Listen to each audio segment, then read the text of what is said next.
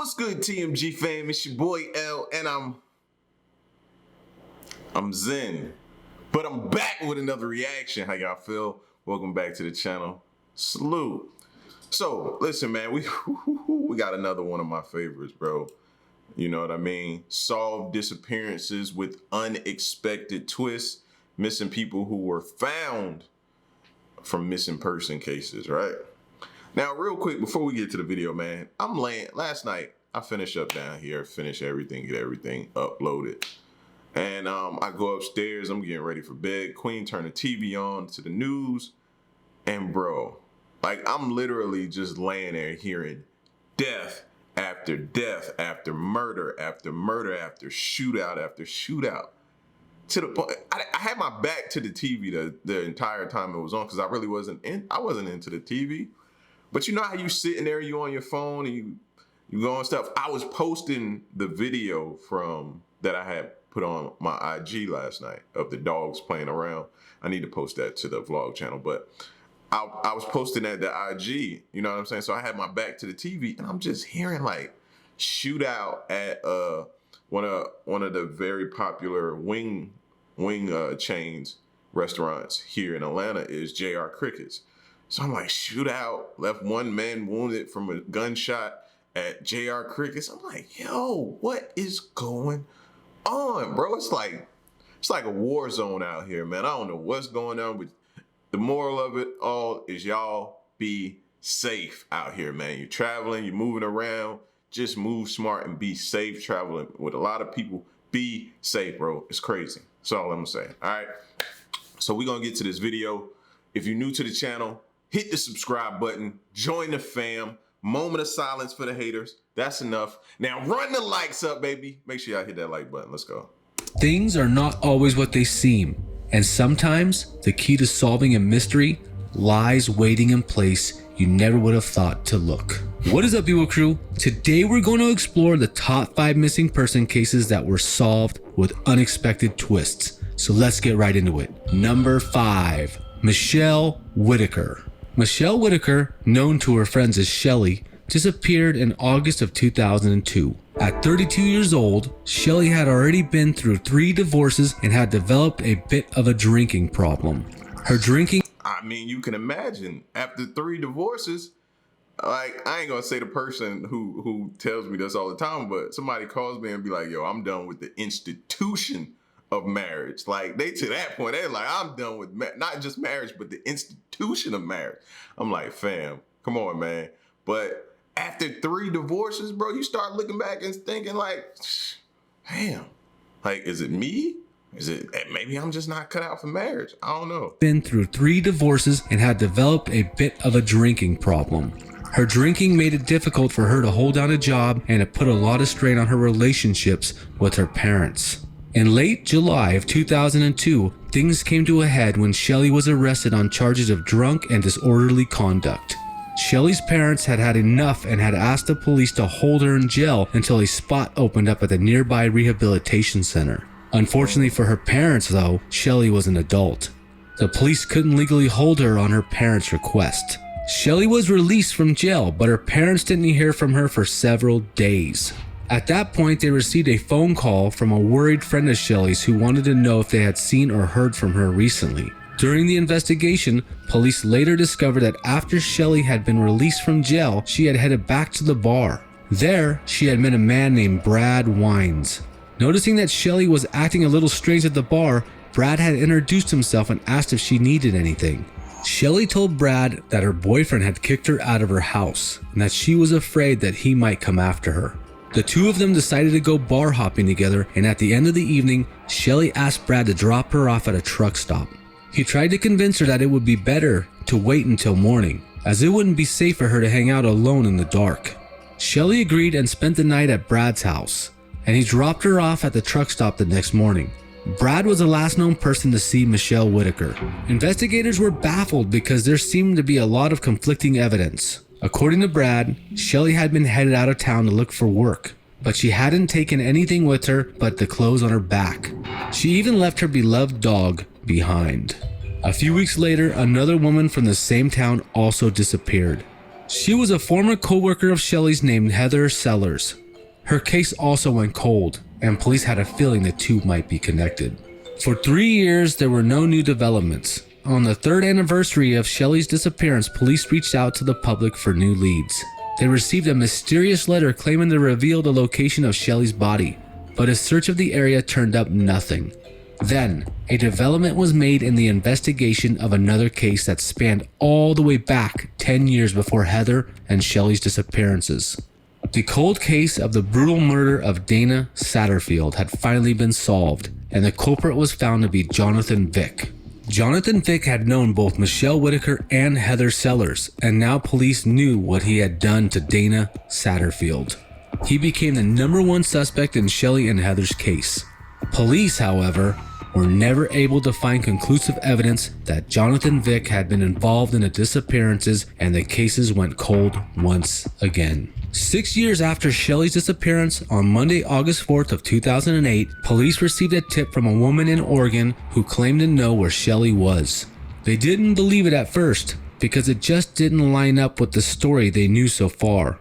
How could a woman who had disappeared under mysterious circumstances just show up 6 years later, still using her real name and completely unharmed? The woman told investigators that she was a friend of Shelley's who had stumbled across her missing persons report by accident and was calling to tell them that she was not, in fact, missing at all. Baffled by the claim, and sure that the woman must be mistaken, the investigators asked her to email them a current photo of the person she believed to be Michelle Whitaker. When they saw the photo, the police were shocked.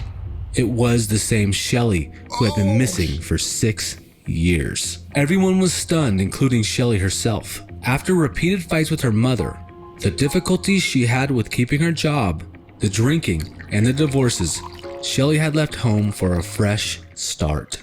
After everything that had happened, she had thought that her family didn't want anything to do with her and had never even known that they had reported her missing. In a fairy tale ending for the ages, Shelley was located just in time to attend her sister's wedding, and the family bonds she had once thought were broken beyond repair were suddenly on the mend. Number 4. Holy. And she's not even part of my family, and I feel relieved.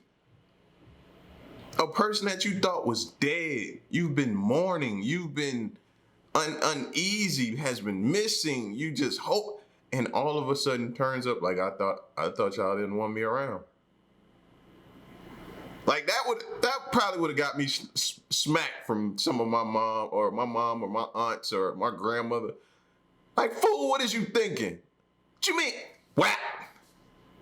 Nobody wants you around. If you don't get out, like, it's a lot of tough love given in my family. If you don't get out of here with that, like, you gotta have thick skin around my family. Laureen Roberts. Vera Laureen Roberts went missing on February 12th of 1964. She had grown up in the small town of Dripping Springs, Texas, and dropped out of high school when she was 16 for reasons no one really knows.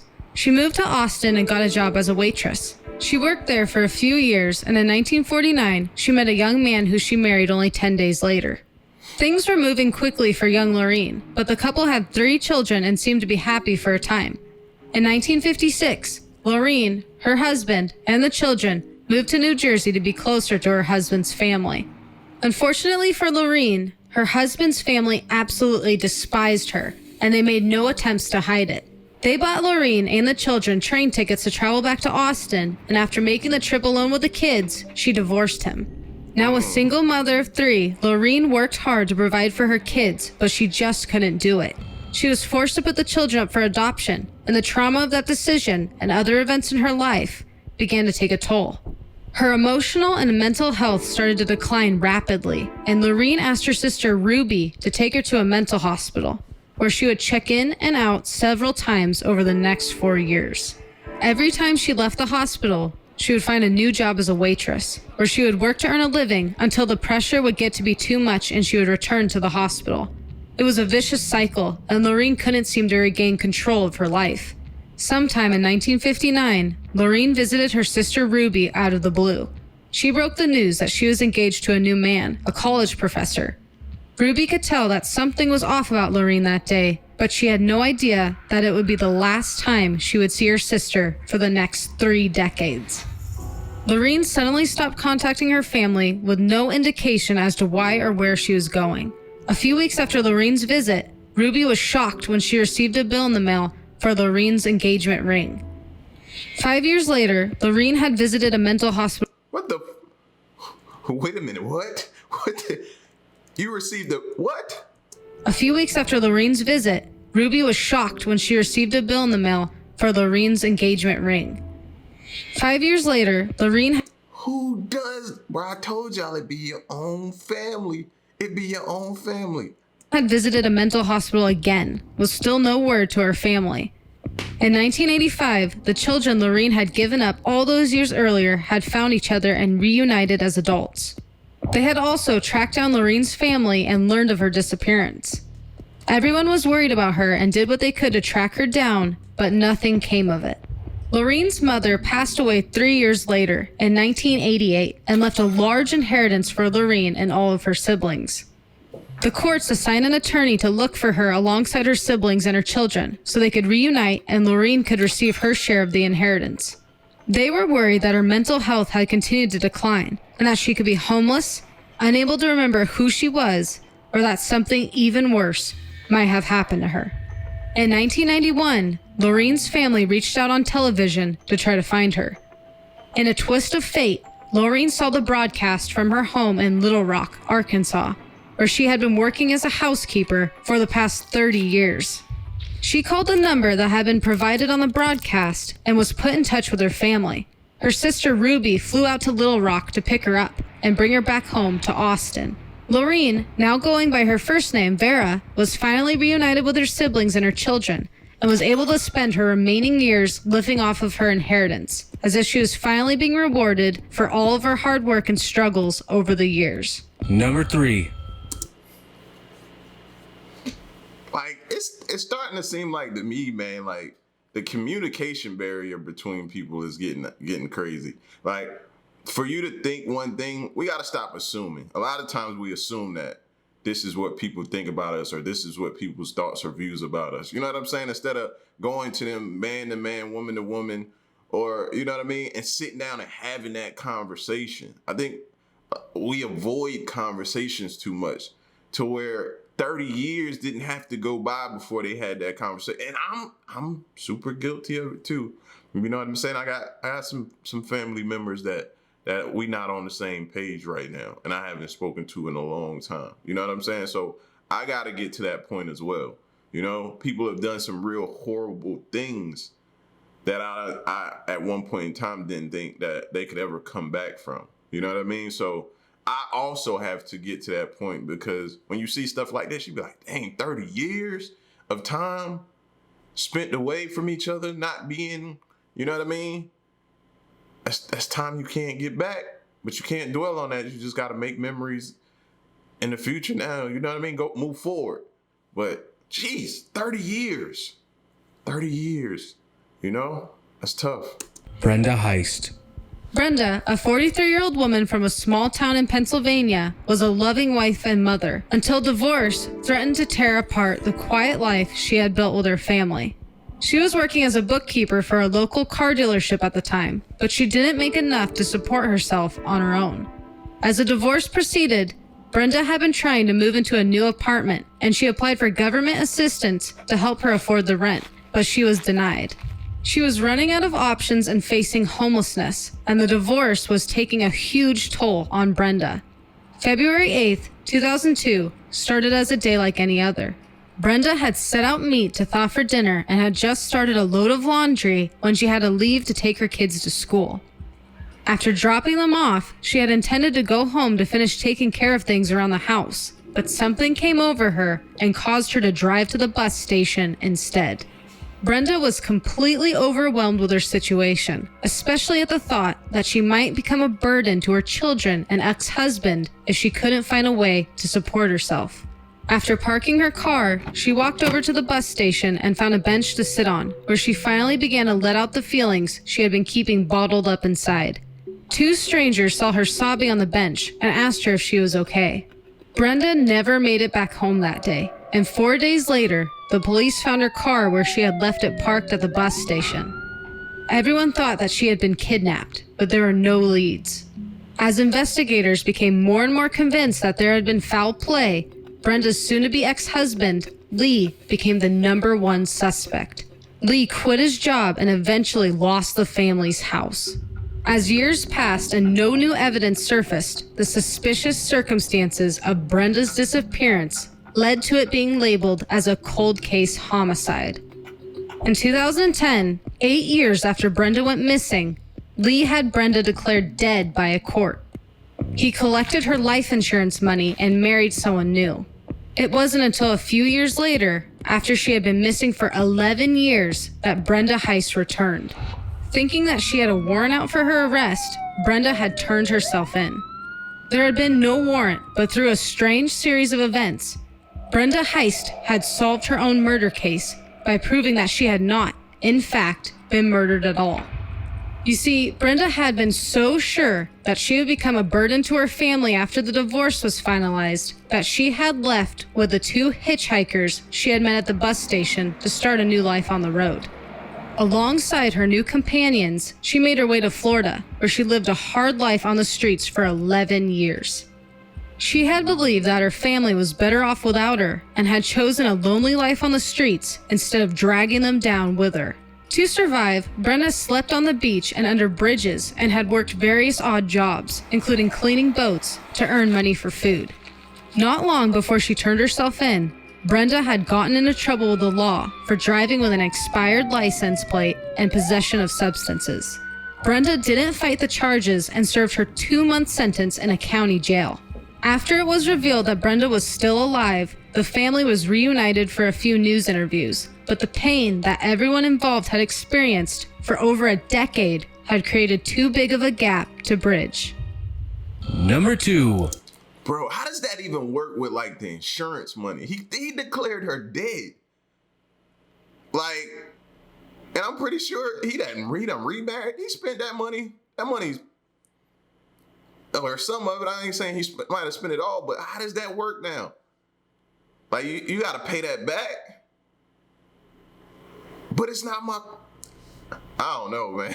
That's touchy, bro, and that's crazy at the same time. And you know what I mean? Like I said, that was a huge gap. And I don't think they overcame it. A decade? Alex Cooper. Alex was a 65-year-old man from British Columbia, Canada, who went missing in 1987. He was a successful musician who had a big family and a loving wife, and many children and grandchildren. In addition to his music career, he worked in the cleaning industry for nearly a decade before his disappearance. On April 4th, 1987, Alex's daughter Layla was driving with her husband when they saw her father's car on the side of the road. Thinking that he must be fishing at the nearby river, they decided to stop and check in on him since they were in the neighborhood. They parked their car next to his and walked down to the river where they expected to find Alex sitting on the bank with his fishing pole. He wasn't there though, so they began to search the area as Layla called her mother. Margaret, Alex's wife, said that she hadn't seen him in more than 24 hours, so they began contacting local hospitals, fearing the worst. None of the hospitals had records of Alex checking in, so Layla and her husband called the police to report her father missing.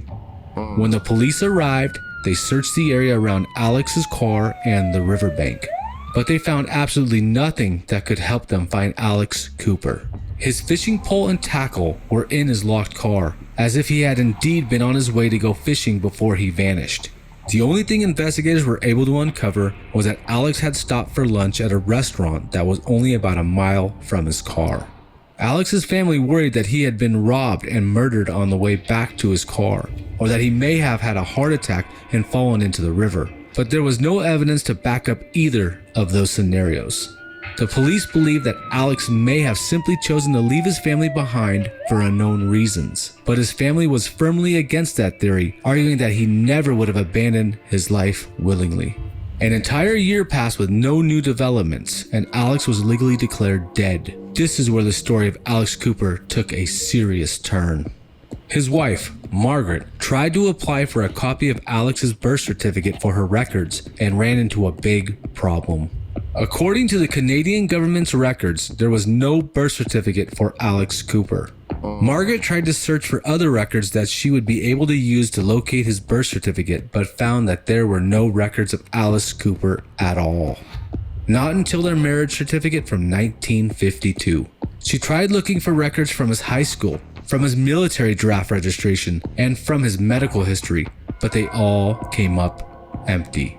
It appears that Alex Cooper wasn't Alex Cooper after all. Sound more like DB Cooper. 4 more years passed as Alex's family tried to understand who the man they had lost was, and why he had hidden his past from the people who loved him the most. The plot thickened on May 27th of 1991, when another disappearance was reported on the other side of Canada. A Toronto man who looked suspiciously similar to Alex Cooper, a man named David Cooper, who even had the same job as Alex, had apparently vanished as well. David Cooper wasn't actually missing though. He had been on a business trip and apparently hadn't informed a friend that he was leaving. After not hearing from him for a while, his friend had grown worried and reported him as missing. While he was gone, the police had searched his room in the boarding house he was staying at, and they had found a picture of Alex Cooper holding one of his grandchildren. That's when they realized that Alex and David were in fact the same person. Having no idea he had been reported missing, David returned to the boarding house after his business trip, where his landlady filled him in on what he had missed. She called the police to let them know that he wasn't missing after all, but before they could get there, he was already gone. Everyone was baffled. Why would a 65-year-old man with a successful business and loving family just run off? And what was the deal with his fake identities? Alex continued to evade detection for almost a year before a tip led police to his location. It was finally time for Alex Cooper to tell the whole story. His real name turned out to be Albin Arsene Arsenault, and as a young man he had gotten a job working for the Union Pacific Railroad.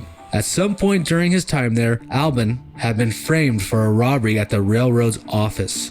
Afraid that he would be falsely imprisoned because of the accusations, he had fled and changed his name to Alex Cooper. After meeting Margaret and building a family together, he was truly happy and had loved them all very much, but his past had come back to haunt him. After turning 65, he was expected to receive his pension, but he couldn't apply without a birth certificate.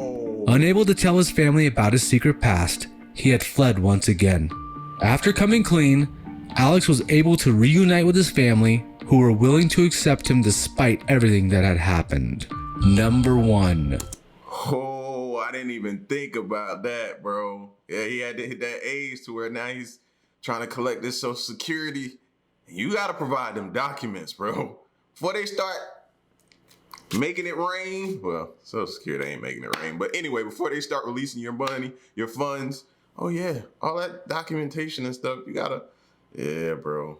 Dang. How would you feel, though? The person you know and love is really... it's still that person, but it's just they haven't been telling you the truth the entire time. How do you trust that person going forward? Tonya Ryder. Tonya Ryder was 33 when she vanished for 8 horrifying days. She lived in Maple Valley, Washington, with her husband, Tom.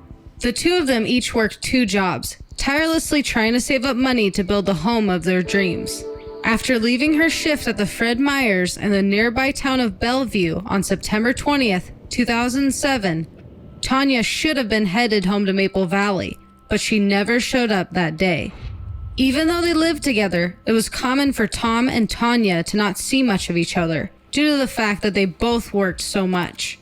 Tom's first clue that something was wrong came 2 days later when her manager from the Fred Meyers called to ask him if Tonya was okay. She hadn't shown up for her shifts over the previous 2 days and had never called to tell them she wasn't coming. This was very unlike Tonya, so both the manager and Tom became extremely worried. He tried to report her as a missing person, but was shockingly told that Tonya didn't meet the criteria for a missing person and that he should look for his wife himself. That always baffles me. Meet that. Like, imagine being distraught on the phone because your significant other or the person you love is been missing. I don't care how long it's been, bro. They should always take it serious. No, call back. It's not time yet. Give it some time. You know, and I get it on their end. They probably receive a ton of these, bro. But you gotta understand that still is tough to hear somebody tell you to call back. But bottle your feelings and call back. After talking to all of their friends and family, checking for activity on Tonya's bank account, and checking every single hospital, jail, and morgue in the area, Tom had found no trace of Tonya and, out of options, decided to call the police again the next day. It was already day 3 of Tonya's disappearance, and Tom was terrified that they were running out of time to find her. Finally, the police agreed to register Tonya as a missing person, and the search began. On day 4 of Tonya's disappearance, Tom was contacted by an investigator from the local police department, who asked him a series of questions about the case and was able to gain access to Tonya's bank account. There had been recent activity on her debit card, including over 1,600 in cash withdrawals since she had disappeared, which led the police to believe she wasn't missing and had simply left of her own volition. Unwilling to believe that his wife had suddenly abandoned him, Tom kept pushing. He realized that the activity on Tonya's card had actually been transactions he had made himself, and that there had been a miscommunication between him and the investigator due to the extreme stress he was under at the time. This immediately raised suspicion, and on the 8th day of Tonya's disappearance, Tom was escorted into a room at the police station to take a polygraph test. At the same time, the police were finally able to gain access to Tonya's phone records. They were able to get the location of the phone and began to search the area. They caught sight of Tonya's car at the bottom of a 20-foot deep ravine and headed down to check it out. As they approached the vehicle, they were able to tell that there was a body inside the car. It was Tonya Ryder, and miraculously, after 8 days trapped inside the car with severe injuries and no access to food or water, she was alive. Tonya was rushed immediately to the emergency room at the nearest hospital, where she was put into a medically induced coma.